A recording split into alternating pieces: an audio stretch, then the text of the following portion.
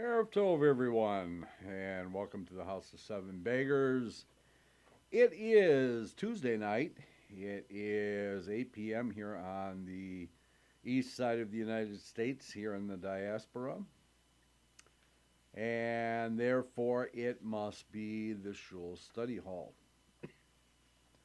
We are continuing after being away for a while. We are going to pick up where we left off in the Shulchan Aruch, or the Kitzur Shulchan Aruch, to be more accurate. If you do not have the Kitzur Shulchan Aruch, if you look down in the description, just under the picture here, you'll find a link to a place on the web where you can get the Shulchan Aruch and you can read it online, or the Kitzur Shulchan Aruch. Actually, it's pretty close to the one that we're actually using.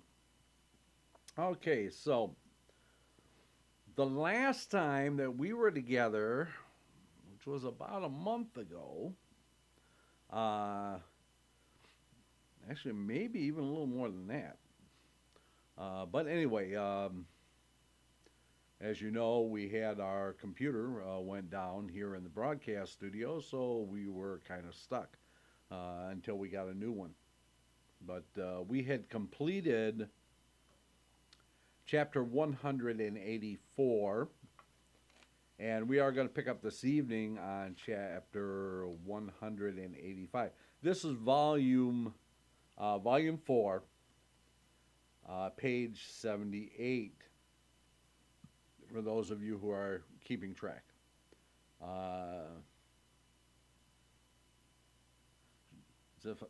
Zephaniah, Shoshi, and John are here in the chat room with us.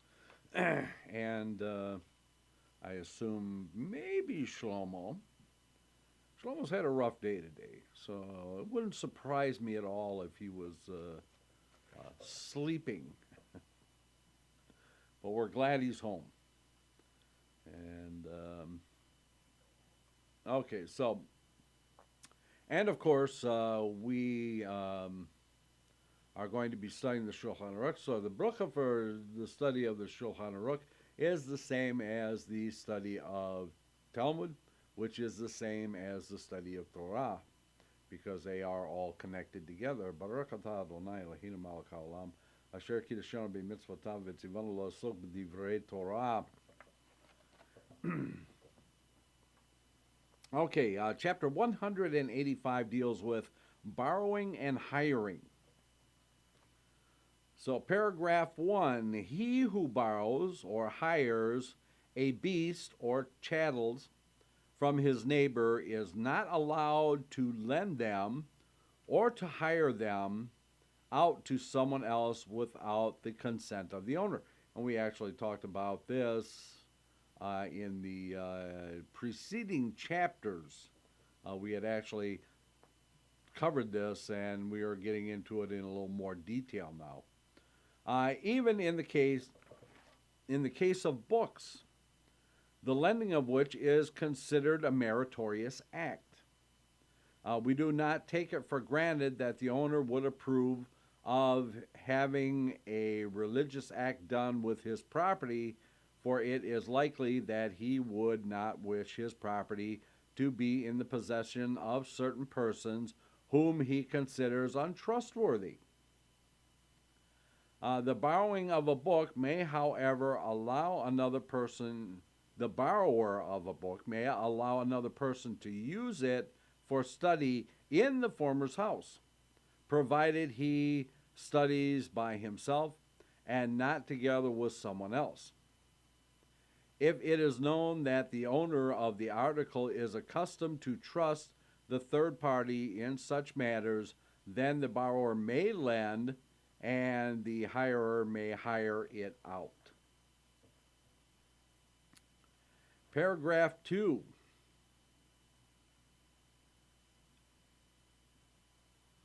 Oh, so Shlomo is there with us. Good, good. Glad to have you, Shlomo. Glad you're home. Very glad you're home. Paragraph 2. It is mandatory to pay the wages of a hired workman in time and He who delays such payment is guilty of transgressing the divine injunction, for it is written in Deuteronomy, Perek 24, Pasuk 15. In the same day shalt thou give him his hire, neither shall the sun go down on it.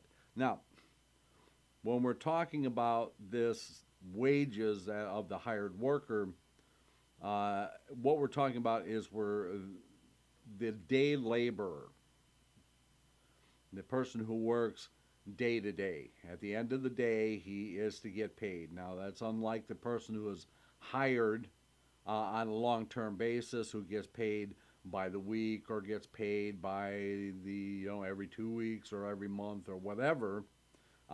This does not apply to that person. This applies only to the day laborer. It is also mandatory to pay for the hire of an animal or of utensils at the proper time.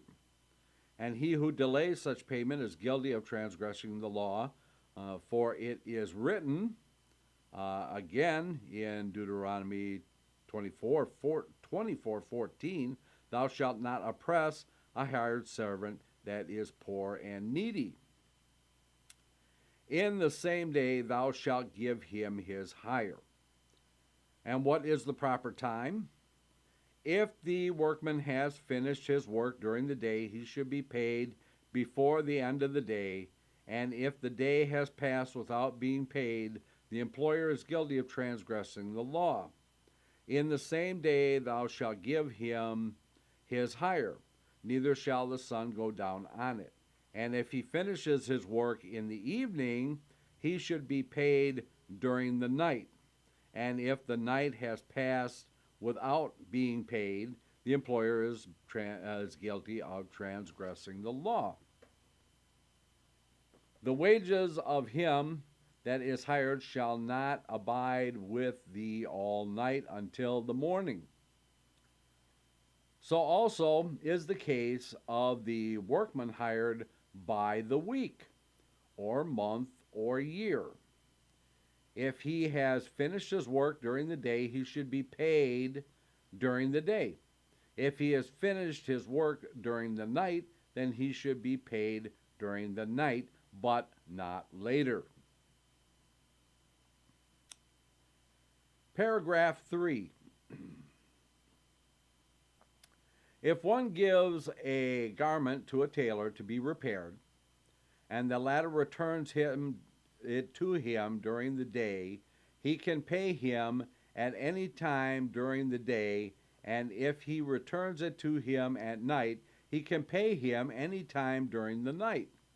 However, as long as the article remains with the tailor, although the work has been completed, the owner is not violating the law, even if it is in the tailor's possession a great many days, and even if the tailor has notified him to bring the money and fetch his article. In other words, if you haven't taken possession of it, then the timeline doesn't start. Okay, the clock doesn't start ticking until you actually take possession of the article. Paragraph 4. The employer does not transgress the law unless the workman demands his wage and he, the employer, has the money to pay it. If the workman failed to demand his wages, or the employer lacks the money to pay the workman, then there is no violation of the law. Nevertheless, a scrupulous employer should, if necessary, borrow the money to pay the wages at the proper time, for the workman is poor and sets his heart upon his pay. And anybody who runs a business knows, that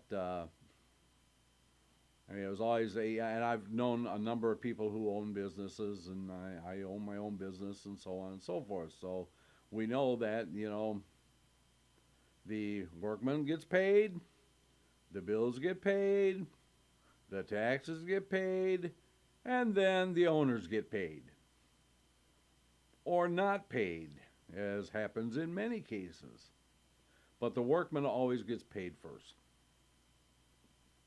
Okay.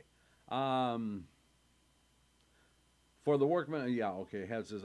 In the case where the employers pay their workman after a certain sum is due, even if the workman demands a small sum, which he had undoubtedly already earned, and nevertheless, if he refuses to give it to him, he is not guilty of transgressing the law, since the custom is known that the workman hired himself out on such conditions. Okay, it's not like piecework, Paragraph 5.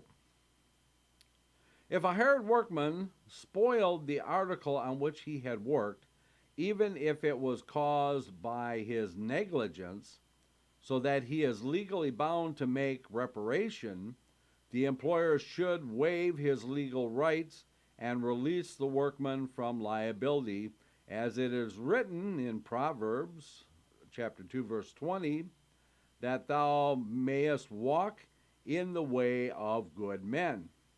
And if the workman is poor and without food, it is the employer's duty to give him his wages, as it is written in Proverbs, and keep the path of the righteous. And the path of the righteous is to keep the way of the Lord, to practice charity and justice to an even greater extent than is specifically required by the law. Chassidim. Paragraph 7. Just as the employer is cautioned not to rob the workman of his wages and not to delay payment, so is the workman warned not to cheat the employer by idling away his time. He must do all he is able to do, as our father Yaakov, peace be upon him, said in Bereshit 31:6, and ye know that with all my power I have served your father. Therefore, and this is talking about Lavan, therefore a workman is not allowed to work all night and then hire himself out by day, because he has already been weakened by the night work. Neither is a person allowed to work his animal by night and then hire it out by day. The workman is not allowed to starve himself or to afflict himself, for by weakening his body he will not be able to do the work for his employer in the proper manner. This law applies also to the teacher, and that was covered back in chapter 165, verse 12, for those of you who are keeping score. Okay, so that concludes chapter 185, and we move on now to chapter 186. So we have about 70 pages left in this. And once we finish this, then we'll decide where we're going to go from here. And we'll discuss that a little bit later. But for now, we're on chapter 186, which deals with the muzzling of animals. Paragraph 1. He who prevents an animal from eating when at work is punishable by flagellation. Whipping, not the other kind of flagellation. Okay. As it is written in Deuteronomy 25:4, thou shalt not muzzle the ox when he treadeth out the corn.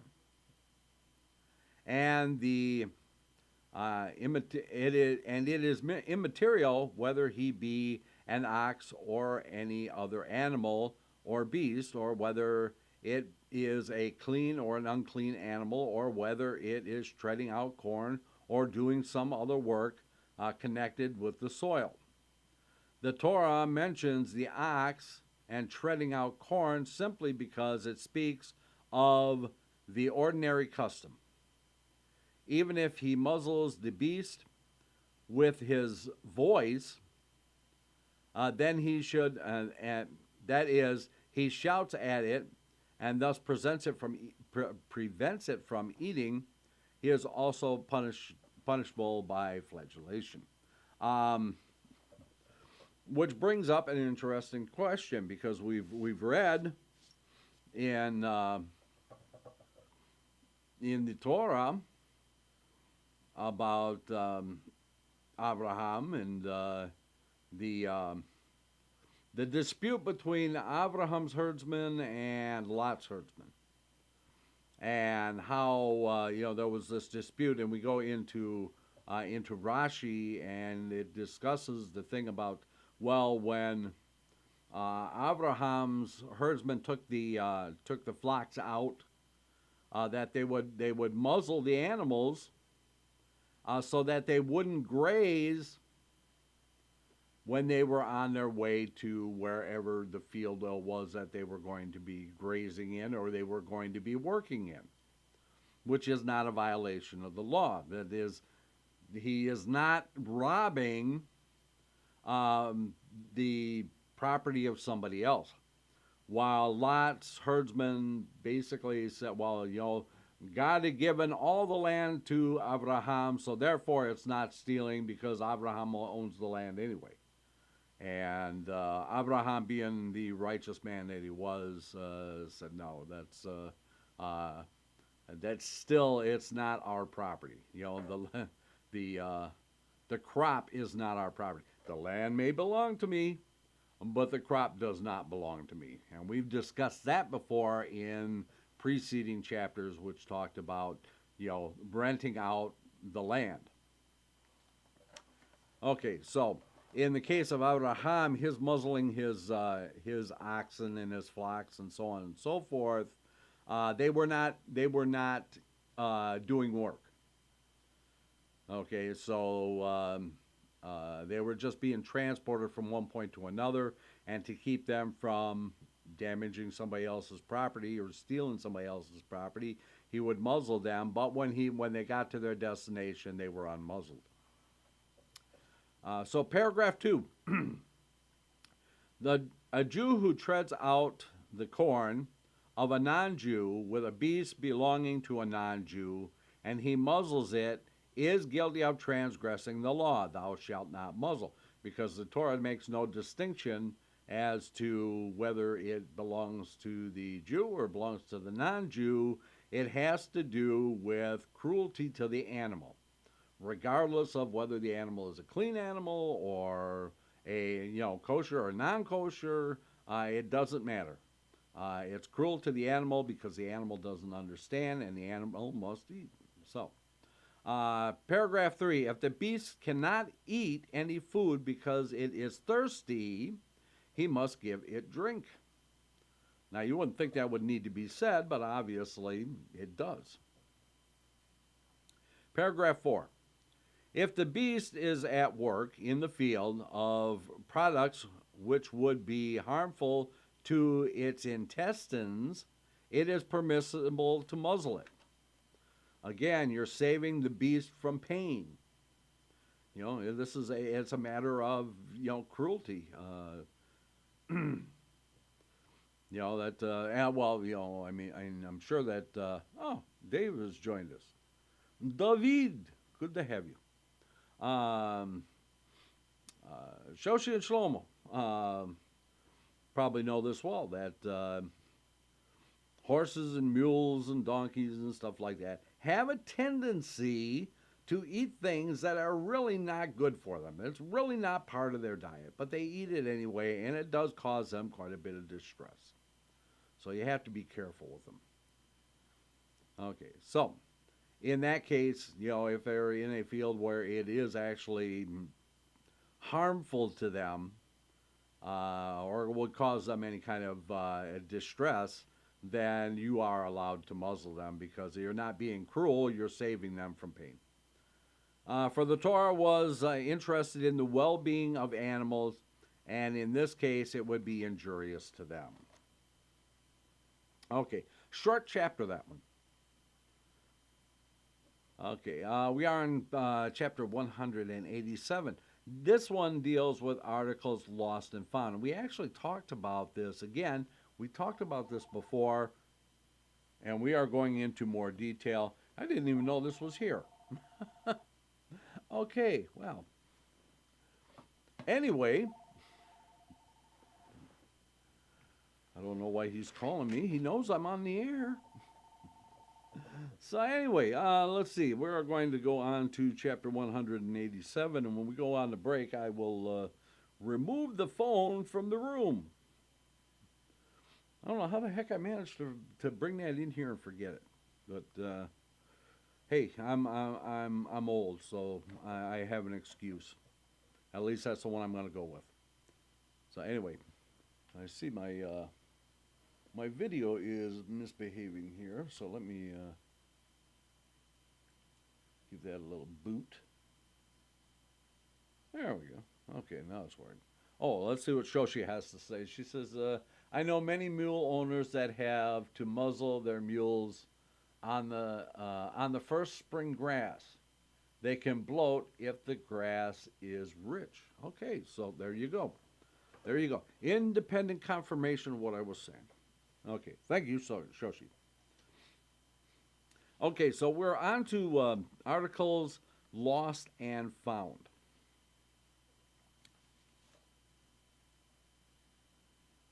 I was listening to see if the person was still leaving a message or not. Yeah, I could have put him on the air. And it probably would have embarrassed him to do so.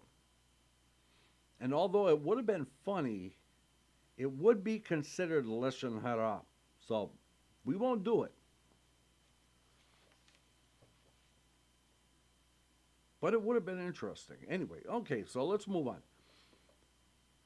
Chapter 1, or paragraph 1. If one sees an article that has been lost by a Jew, he must take care of it and restore it to its owner, as it is written in Deuteronomy 22:1. Thou shalt surely bring the animal back to thy brother. The same applies to any property, and we read this in Onkelos. Or Onkelos probably commented on it too, but Rashi, who quoted Onkelos quite a bit. So the same applies to any property of our neighbor that is threatened with destruction, for this is included in the precept of restoring a lost article to the owner. Paragraph 2. Although legally, if one finds an article belonging to a Jew in a place where the majority of its inhabitants are non-Jews, he need not return it even if the Jew put a special mark of identification on it, since it is presumed that its owner has despaired of its recovery. It is good and right, nevertheless, to do more than the law requires and to restore it to the rightful owner, provided that the latter can properly identify it. Moreover, he can be forced to restore it. If the finder of the article is a poor man and the owner is rich, the former need not do more than the law requires. Where the finder is required by the law of the land to restore the article to its owner, he must restore it under all circumstances. Paragraph 3.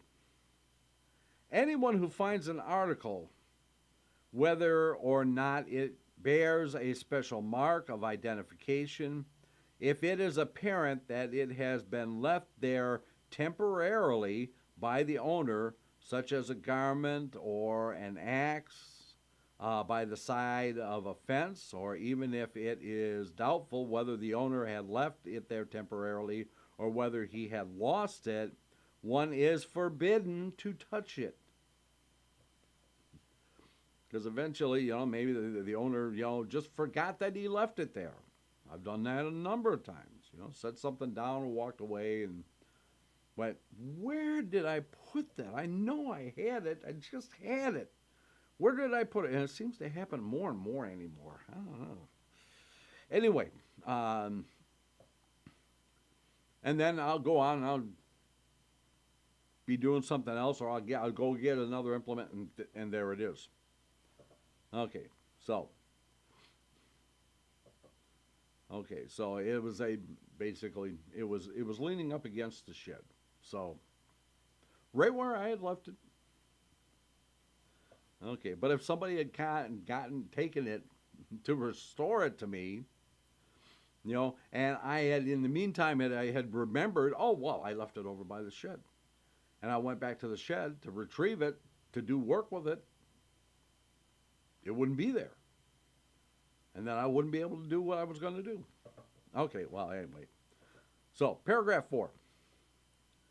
If an old and respected man finds a paltry article of such a nature that even if it were his own, he would not carry it home because it would be below his dignity, he is not obligated to pay any heed to it. He should nevertheless do more than the law requires and concern himself with it, even if it is beneath his dignity. Paragraph 5.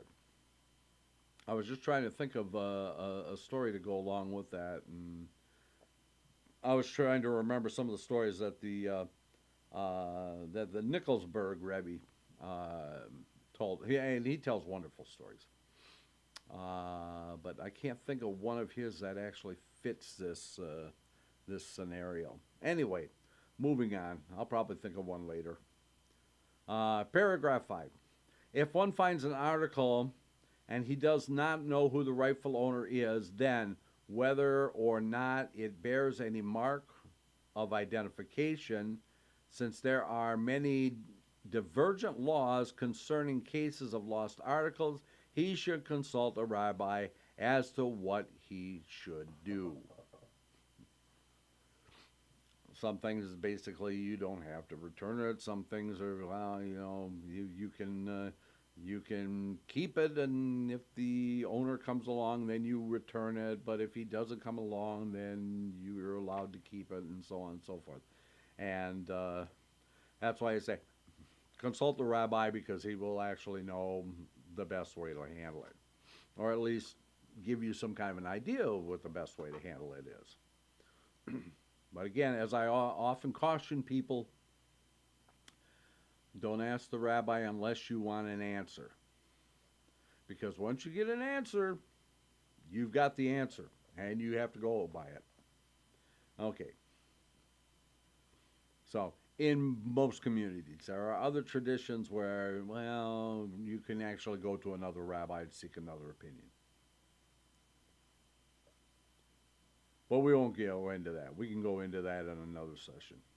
We're on to chapter 188, and this is laws concerning bailments. Paragraph 1. Nowadays, when we are all engaged in business and we constantly need money, we may take it for granted that when one places money on deposit, he tacitly agrees that the depository may use that money if it needs it, such as a bank or a credit union. Money so deposited, therefore, assumes the character of a loan. And we talked about a great deal about loans, about all the laws regarding loans and stuff. If, however, the money deposited is sealed in a package or tied with a special knot, it is an indication that the depositor does not wish it to be used, and the depositor is not permitted to use it. Okay, so where would we have an example of that today? Well, most banks have a safety deposit boxes, right? That would be a case where money or articles that are placed in the safety deposit box are not allowed to be used by the bank for its own purposes, for giving loans or whatever else. Okay, so the law still applies today. Paragraph 2. If any article is deposited with a person, he is not allowed to make use of it, even if the article is of no wise spoiled by such use. So, okay, no wise. I would have said no way spoiled. Anyway, it wouldn't be spoiled if it was actually used, okay? So, I have a person who loans me a shovel. And by digging with the shovel, it's not going to harm the shovel any. Okay? I'm still not allowed to use it. He who borrows an article without the owner's knowledge is classed as a robber. If it is definitely known that the depositor would not object to his using it, he is allowed to use it. Some authorities forbid the use of it even in this case, on the grounds that it is forbidden to make use of a trust, and it is best to follow the stricter opinion. Okay, I tend to be a little more lenient on this. You know, I have neighbors around here, and we all kind of we have certain things for like gardening and stuff like that we keep outside, and it's just basically, well, if you need it, there it is. You use it and you bring it back, and that's fine. And then it's the same with them. I have my stuff over here, and if you need it, just come over and get it, and then put it back when you're back. Okay, not everybody has neighbors like that. I'm very fortunate where I live that I'm surrounded by good neighbors who, where we all loan each other whatever we need when we need it. So, okay. Yair has joined us, and Reb Shlomo has joined us. Reb Shlomo, you may have noticed I did not pick up your call. So, anyway, if it is, if you can wait, I will call you back after the show, and we can discuss whatever it was that was on your mind. So, there you go. Okay, so we are on chapter 188 of the Kitzur Shulchan Aruch. This would be volume 4, page 81, paragraph 3. It is the duty of the bailee to guard the article in the best possible manner. Even if the bailee himself does not take pains to guard his own property so carefully, he must nevertheless take special care in guarding the property entrusted to him. Paragraph 4. The bailee is forbidden to entrust into the care of others the article deposited with him, even if the others are more trustworthy than himself, unless the depositor has been accustomed to deposit such articles with them. So if he's set a precedent that he trusts that person to guard his possession, then he may, the bailee may actually place it in their trust because the owner has set a precedent saying that, yes, they are trust. I trust them. They will take care of it because I've given other things to them before. However, it's better to check first. Always better to check first. Okay. So, that's okay, Shlomo. It was it gave us a moment for a a little reflection on the law and what we should do. So it was a good thing. So, okay, so paragraph 5. The bailee must not return the article deposited with him to any member of the depositor's household without his consent. The rule of law applies also when one returns a borrowed article or pays a debt. He may, however, return it to the depositor's wife, as it may be assumed that because of her being the mistress of the house, her husband entrusts everything to her.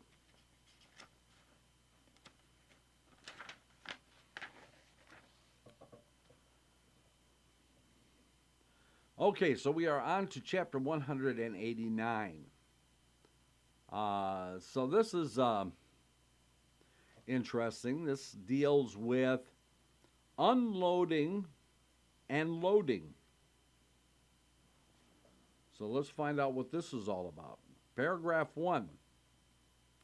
If one sees on the road his neighbor's beast of burden lying underneath its load, whether it was a proper load for the animal or it was too heavy for it, he is commanded to assist him in unloading the burden, as it is written in Exodus, Shemot 25:5, thou shalt surely release it with him.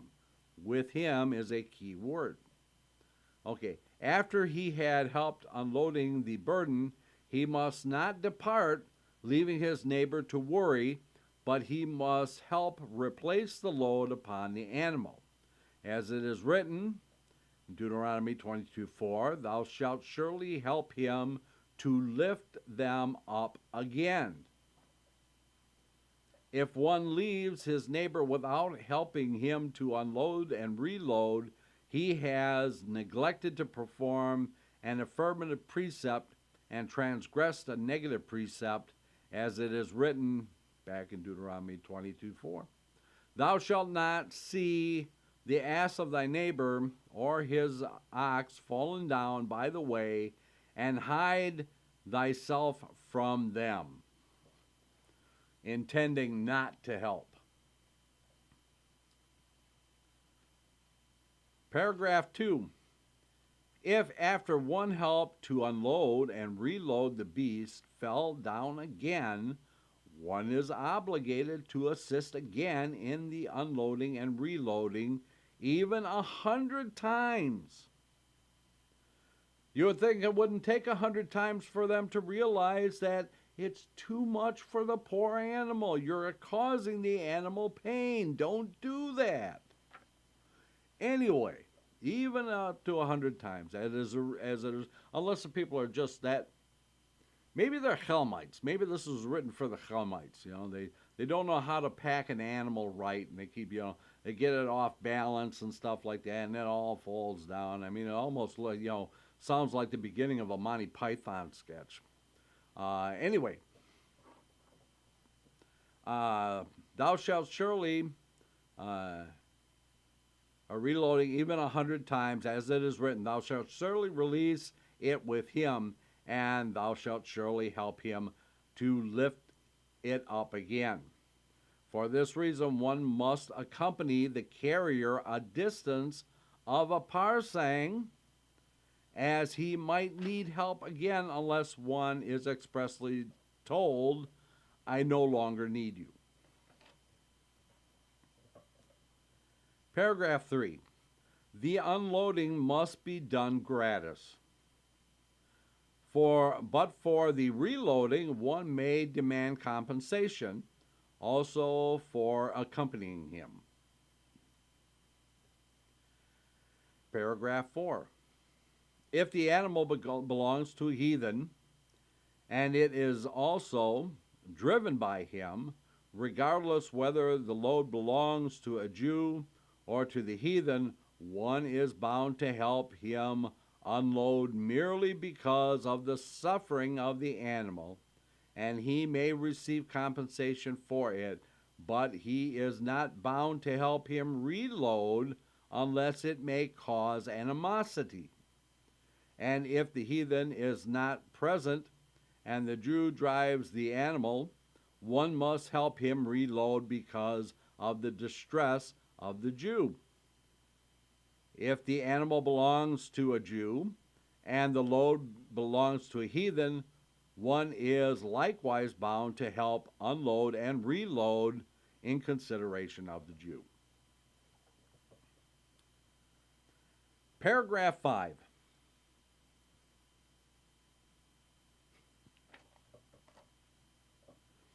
Paragraph 5. It is written in Shemot 23:5, if thou see the ass of thine enemy lying under its burden, and so on. The enemy does not refer to one of these 7 nations inhabiting the land of Canaan, who are not included in the commandment regarding the loading and unloading unless the animal suffers. But it refers to a Jew. And how can one Jew hate another when the Torah expressly ordains in Leviticus 19:17, thou shalt not hate thy brother in thy heart? Said the sages. For instance, when he is alone, he saw him violate a law and warned him against it. But the latter refused to repent. In such a case, it is a duty to hate him until he repents and abandons his wickedness. And in fact, we have a prayer dealing exactly with that in the Shmoneh Esrei, where we talk about the heretic, right? Same thing. Nevertheless, and the whole idea is we're asking God to strike him down in this and that and the other thing. And if you notice in the Shmoneh Esrei, it's kind of a progression of events, to get the person to turn back from their evil ways and return to Hashem. If he doesn't return, you do this. If he doesn't return, then do this. And if he doesn't return, then do this. And at some point in time, we hope that he will actually return and perform teshuvah. Anyway, nevertheless, although he has not repented as yet, and I love that two little words in there changes the whole thing. As yet, okay, that we expect that it's going to happen. We know it's going to happen. It just hasn't happened as yet. Okay, and if he is in distress on account of the load, one is bound to help him unload and reload, and not leave him without help, lest he will be forced to tarry a long time, and his life may be in danger. The Torah is very much concerned regarding the lives of human beings, no matter whether they are righteous or wicked, as long as they cleave to the Almighty and believe in the principal tenets of the religion, as it is written in Ezekiel 33:11, say unto them, as I live, saith the Lord, I have no pleasure in the death of the wicked, but that the wicked turn from their way and live. Paragraph 6. We'll do paragraph 6, and then we'll take our 6-minute break, and then we'll return and pick up with chapter 190. But paragraph 6. If a company traveled together and one of the asses injured its leg, and we're talking about the animals, the rest of the company are not permitted to abandon him alone on the road. But if the ass has fallen down and is unable to continue the journey, they need not tarry for his sake any longer than a reasonable time, and they may then depart. Also, if a company traveled together in vehicles and one of the vehicles breaks down so that it is necessary to pause a little in order to repair it, the rest of the company are not permitted to abandon him unless they would be detained beyond a reasonable time. Okay, and we are going to pause there.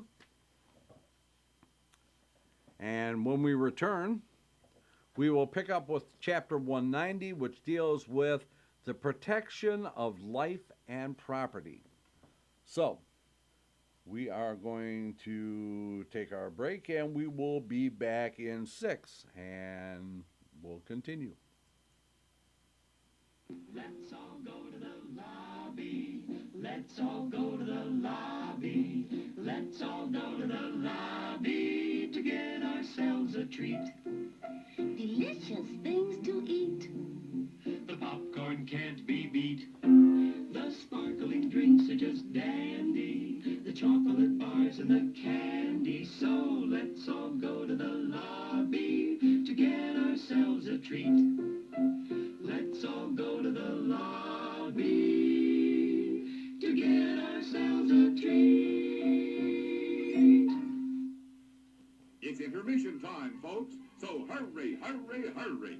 Step right over to our refreshment center for the most extravagant array of refreshment goodies ever assembled under one roof. Enjoy breathtaking, mouth-watering goodies, everything from a snack to a delicious full meal. At our refreshment center, you'll find a large variety of goodies to satisfy your hunger, your thirst, or your sweet tooth. So hurry, hurry, hurry. Visit our refreshment center now.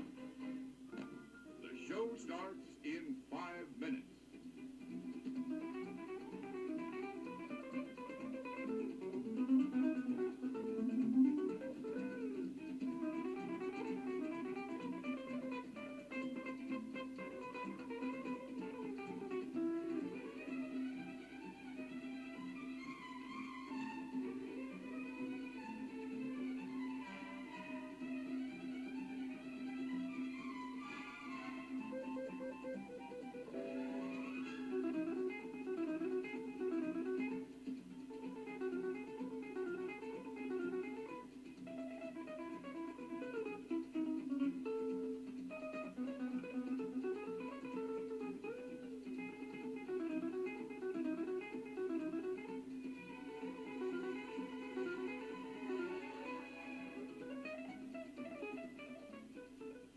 The show starts in 4 minutes.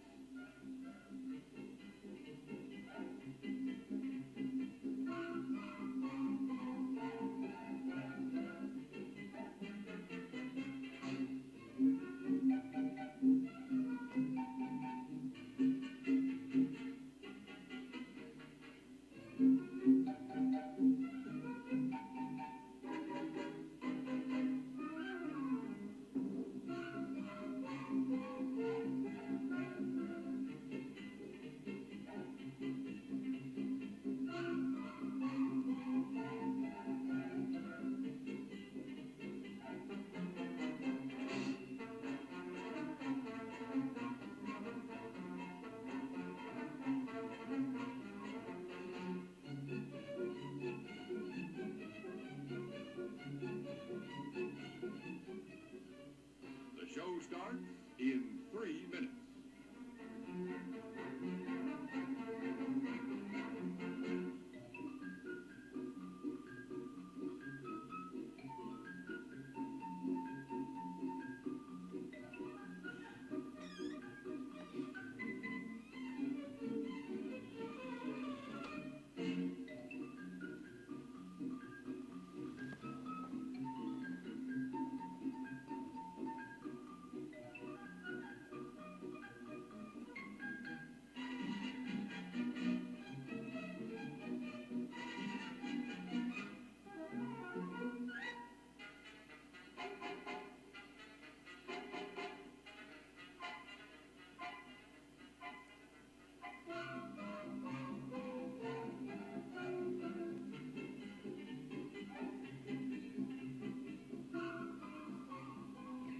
The show starts in 2 minutes.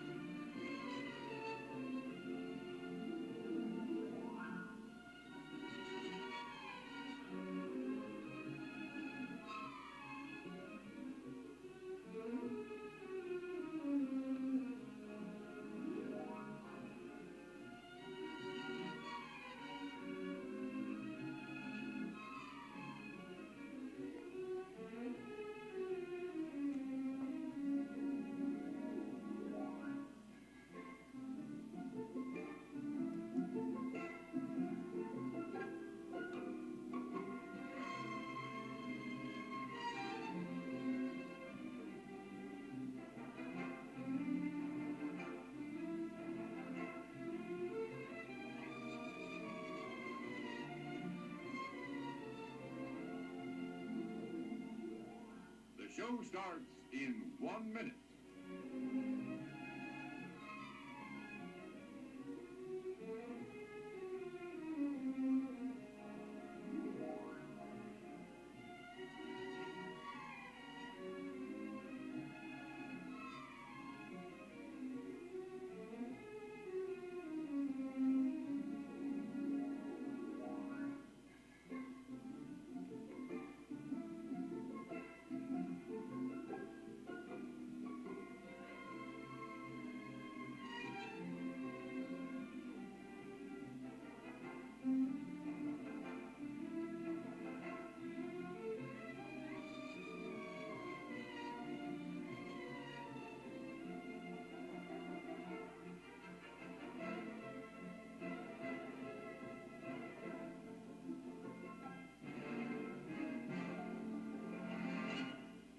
And now, on with the show. And we are back. Thank you, everybody, for sticking around through the break. Get rid of that echo there. I see Maria has joined us. Good to have you with us, Maria. From Colombia. We are international tonight. We got them from all kinds of strange foreign countries like Canada. Okay, so we are at chapter 190, and there was something I wanted to. I was gonna make a comment about something, and it just slipped right out of my head. Oh well. Anyway, so let's get on with this. Maybe it'll come back to me. I have no idea what it was right now. But, okay, so chapter 190 deals with the protection of life and property. Paragraph 1, we are commanded to make a parapet on the roofs of houses. And we're talking about flat-roofed houses.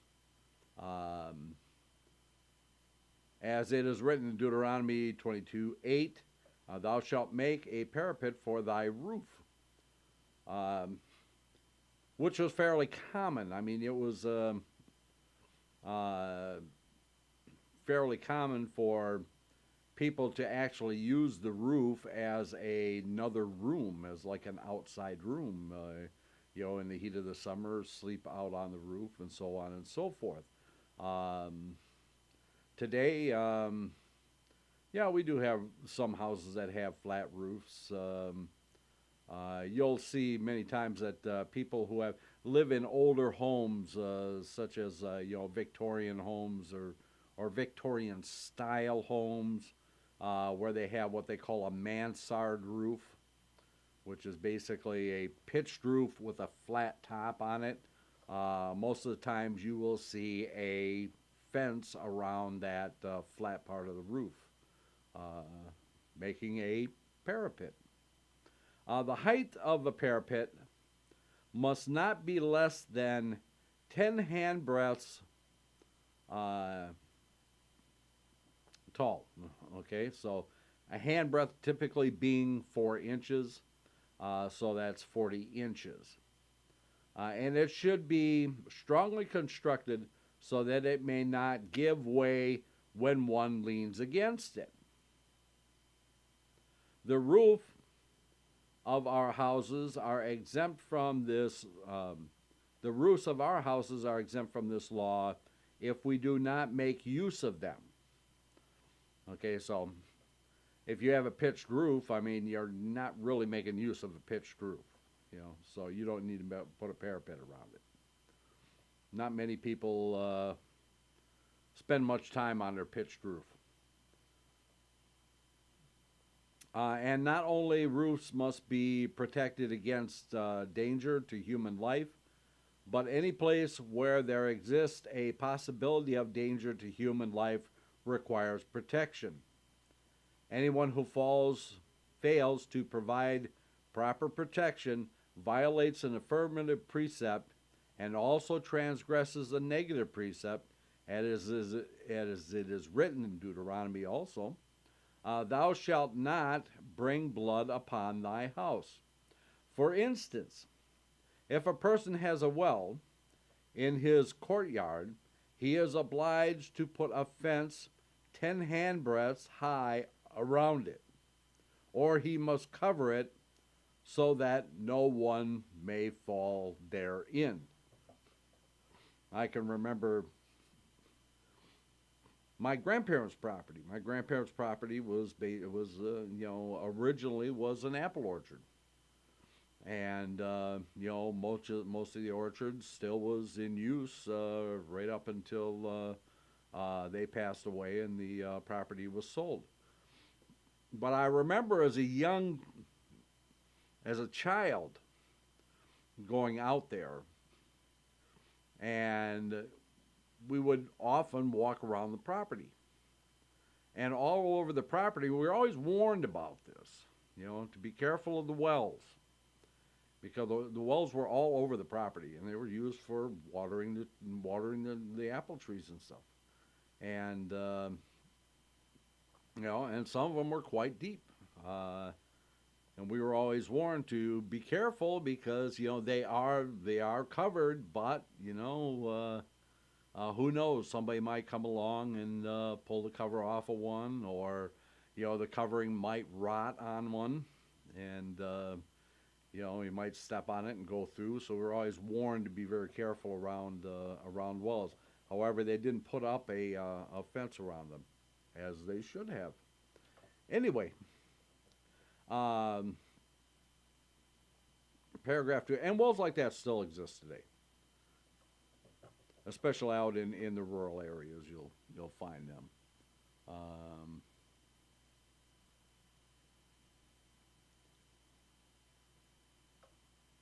Yeah, John says that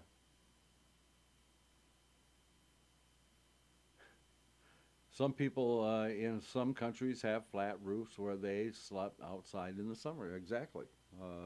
It's fairly common in the Middle East that the roof is actually used as a whole nother room to the house.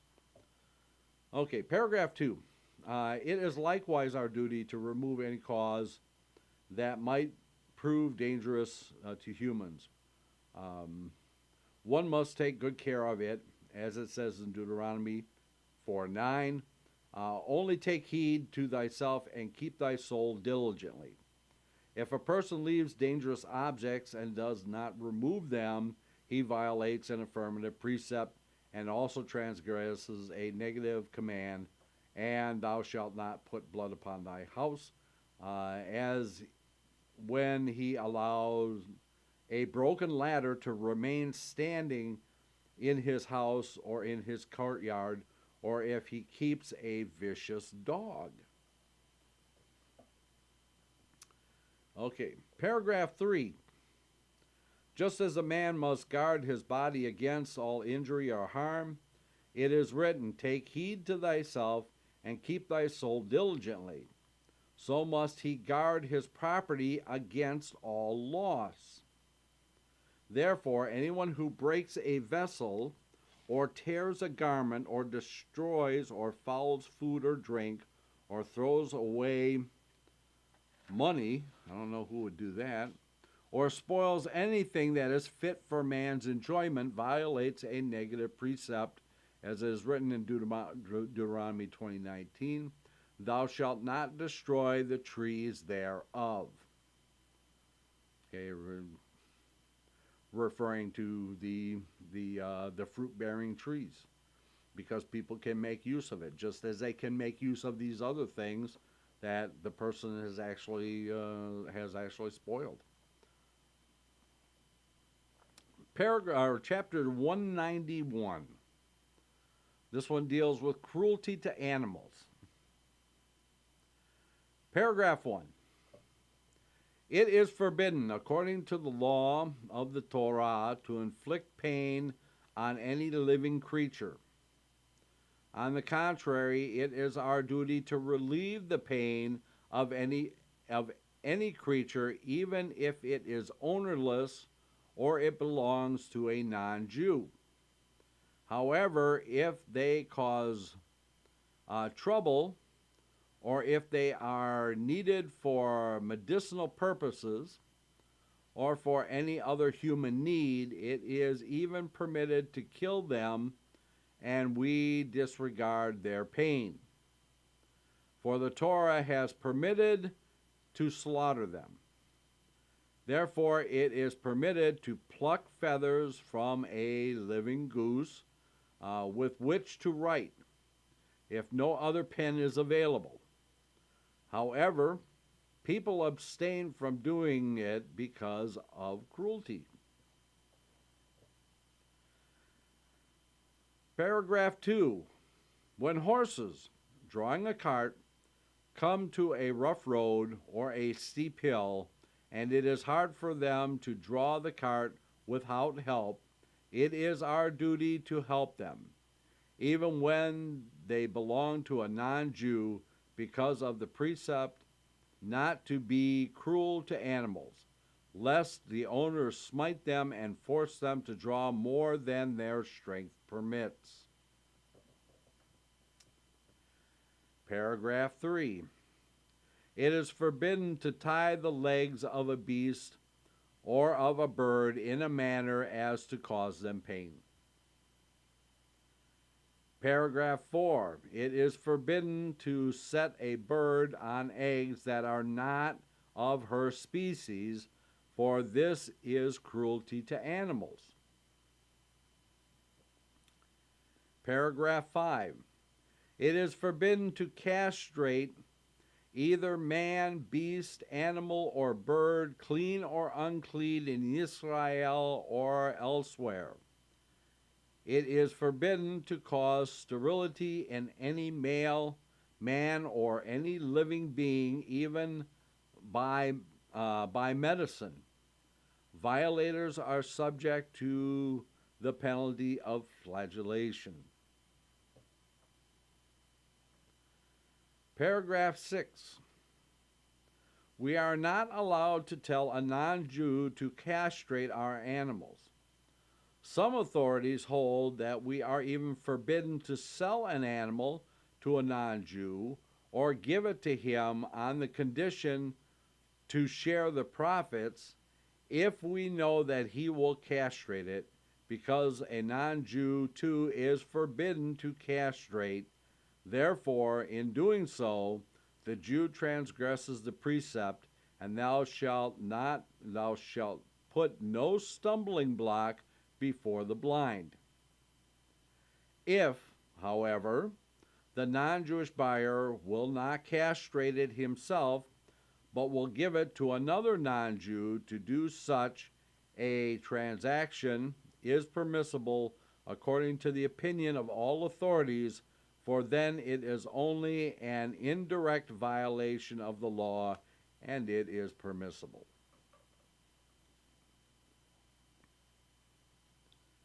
Chapter 192.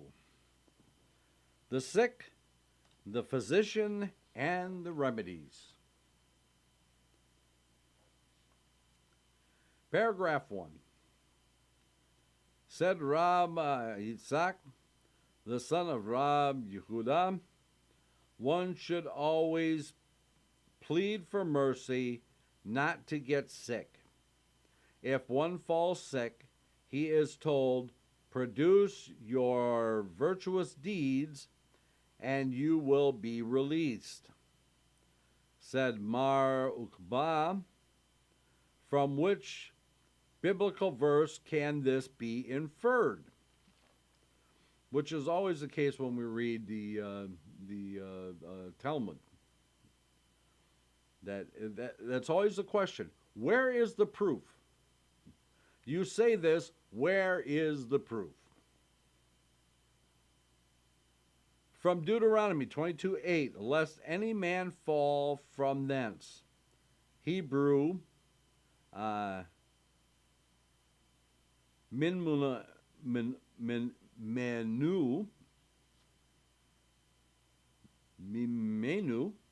also meaning of himself, which means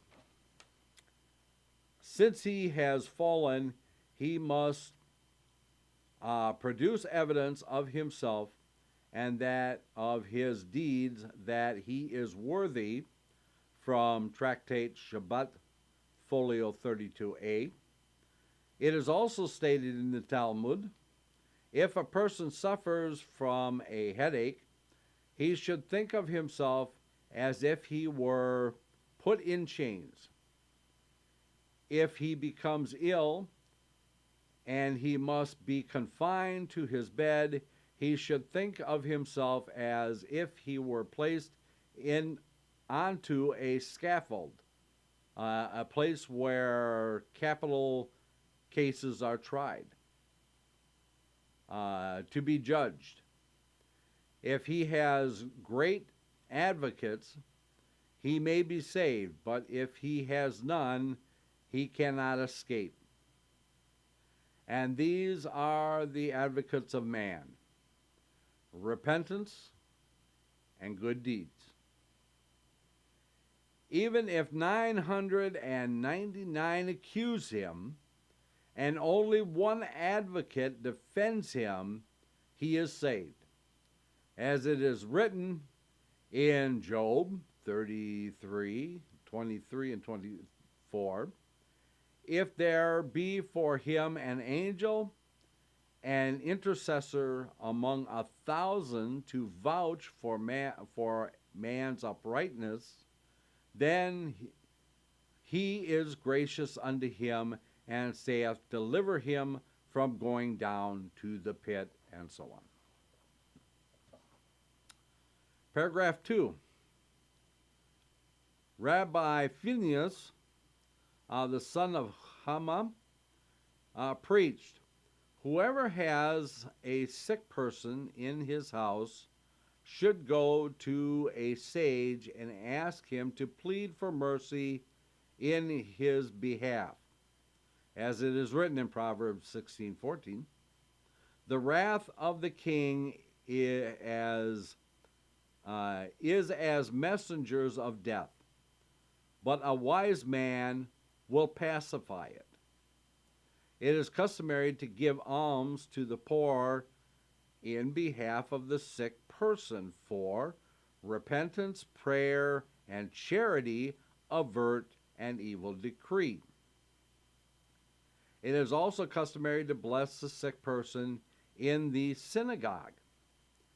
If he is critically ill, he may be blessed even on the Sabbath and on the festival. At times, the name of the sick person is changed.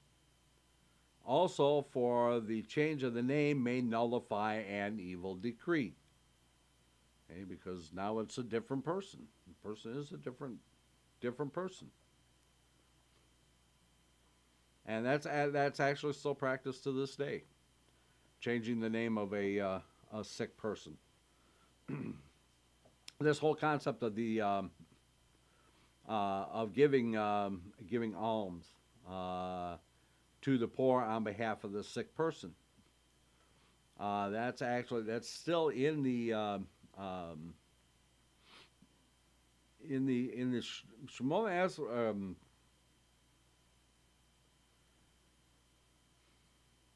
After the reading of the Torah on Shabbat, there is a point where we pray for the sick people, and many prayer books today don't actually include it, and I don't know why they don't include it. But in there it says that we pledge to give charity on behalf of the sick person. As a matter of fact, let me get it and I'll read it to you.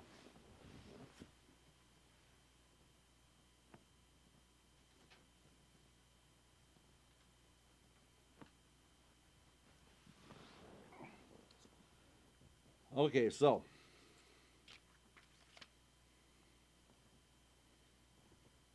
on Shabbat, for either a man or a woman, it doesn't matter. It's both the same. We say the one who blessed our forefathers, Abraham, Isaac, and Yaakov, Moshe, Aharon, David, and Shlomo. May he bless and heal the sick person and their name, Poloni ben Poloni. And usually it's done by the mother's name. That is when we're praying for a sick person, we always pray in the person, the son of, and the person's mother's name. And then it goes on to say that because whoever is saying this will contribute to charity on their behalf. Because the entire congregation is praying for them. Okay, that's what typically is substituted. When you're doing this, when you're praying on your own, you would basically say, well, the sick person's name, Poloni ben Polona, because I will contribute charity on their behalf. And then in reward for this, so on and so forth. Okay, and then it actually says that we may even do this on the Sabbath. There's actually in here on the Sabbath and the festivals, it says even though it is Shabbat, or even though it is a festival, and we are prohibited from crying out, and then we continue on, may a recovery speedily come now, swiftly, and at a time that comes soon, and so on and so forth. So there you have it. Okay, so the giving of alms will for repentance, prayer, and charity avert the evil decree. Okay. Paragraph 3. The Torah has permitted a physician to heal the sick, as it is written in Exodus 21:19, and he shall cause him to be thoroughly healed. Therefore, a sick person should not rely upon a miracle. Okay? Contrary to what we hear from other certain religions, that a sick person should not rely upon a miracle, but he must follow the prevailing custom and call in a physician. Now, Rabbi Nachman of Breslov actually talks this in Likutei Moharan. And Rabbi Nachman did not hold physicians in a very high esteem. And you can understand why, because he lost his wife, he lost his son, he lost his daughter, to tuberculosis, and actually he finally ended up losing his own life to tuberculosis. So he was not a real big fan of physicians, but he followed the law. And when he was sick, or when his wife was sick, or members of his family, he called in a physician.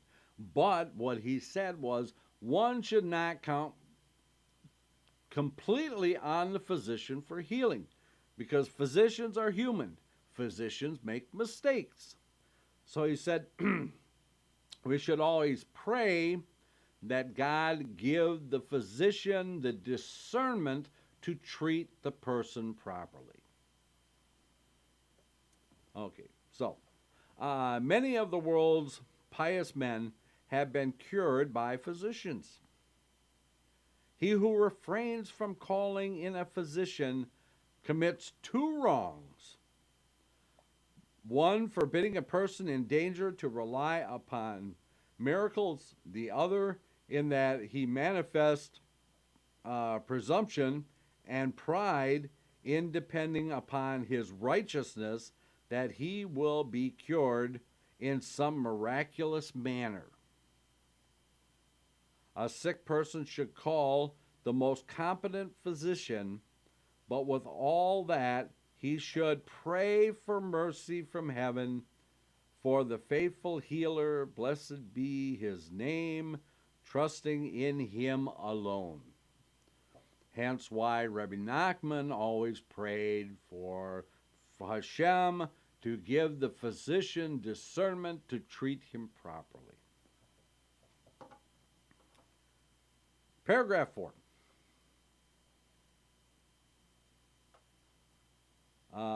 It is the duty of a competent physician to cure the sick. This duty is included in the general rule that we must save a life in danger. If he evades doing so, he is guilty of shedding blood, even if the sick person has another physician, because the sick person may be lacking the merit of being cured by any other physician. Perchance it is destined to be that he shall be cured by him. However, no person should practice medicine unless he is competent to do so, and unless there is no other one more competent than he is, otherwise he is guilty of bloodshed. Paragraph 5. A person who is not critically ill should not be permitted to use a forbidden article. If his cure might be effected by means of an article permitted to be used, even if there is some delay in obtaining it.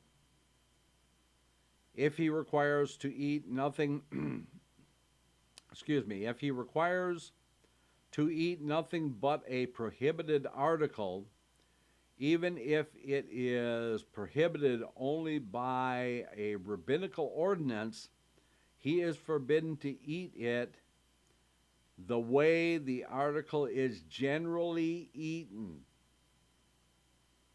He is, however, permitted to eat it in such a manner as to derive no pleasure from it, as for instance, by milling a bitter substance with it.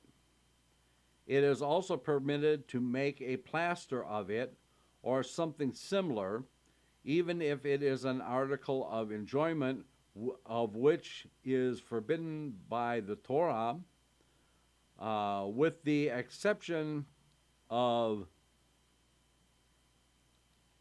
kiliyim, mixing seeds in the vineyard, and meat cooked with milk, the use of which is forbidden even in a manner where no pleasure is derived from it, as long as the illness is not critical.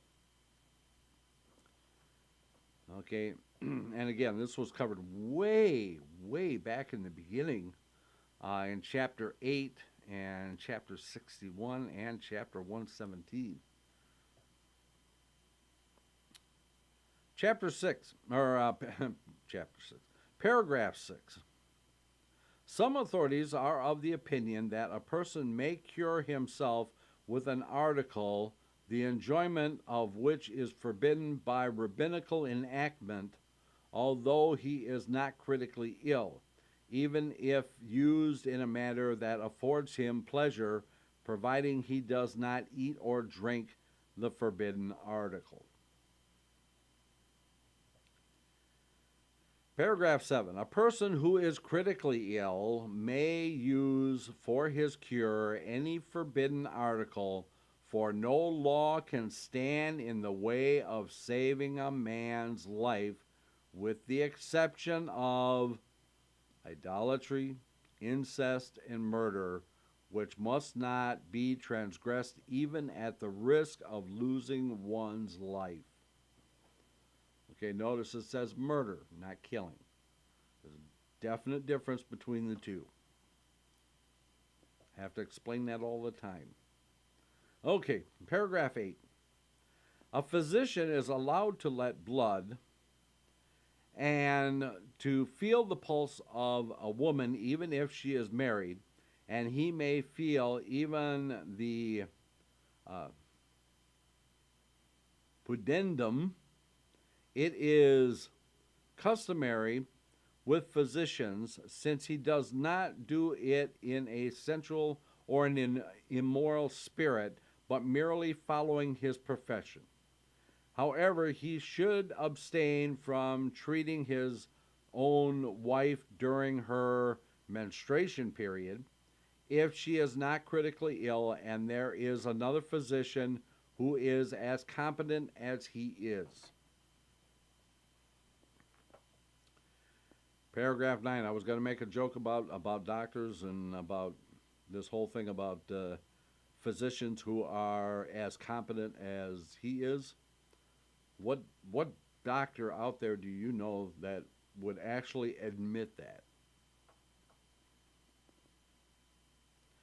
Paragraph 9. A male is not allowed to attend a woman who is suffering from abdominal pains, lest he be overcome by desire, since he is capable. But a woman may attend a male who is suffering, since he is sick and incapable. If one possesses medications,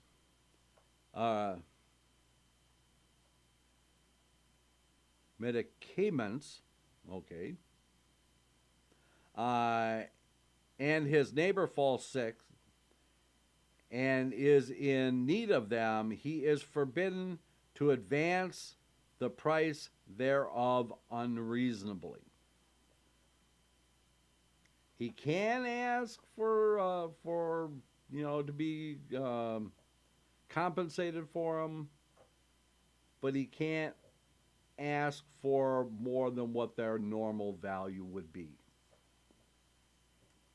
Okay, I think we're going to stop there. The next chapter is chapter 193, dealing with visiting the sick. And there is, I don't want to stop in the middle of this. This is an important one, and there is a lot of discussion that we can have regarding this one. So we will stop here for this evening, and we will pick this up again next Tuesday. And since we have completed our study, Baruch atah Adonai Eloheinu melech haolam asher natan lanu Torah damed v'chayu v'lana dam betochenu Baruch atah Adonai noten haTorah. Okay, so we have a few minutes here. We will be back. Let's see what Shul has got to say. I have seen and experienced many miracles. We rely on Hashem alone, whether he uses the doctor, the meds, or the prayers. It is often a combination. Very, very good point. Okay, so don't forget to be with us tomorrow for our beginning, which should have began weeks ago, the beginning of our new Torah study, which we will be going into the Torah in depth. We are not going to be trying to keep up with the parasha of the week. We are going to go through the Torah, as they say, from Aleph to Tav, and we're going to be using Rashi's commentary, the Agidah, and other texts, so that we can really delve into the Torah. It may take us a while, just as it took us a while to get through the Code of Jewish Law. It will probably take us just as long, if not longer, to get through the Torah. But hopefully, by the end of it, you will get a much better understanding and a much deeper understanding of what is going on in the Torah narrative, other than just the plain text of the narrative.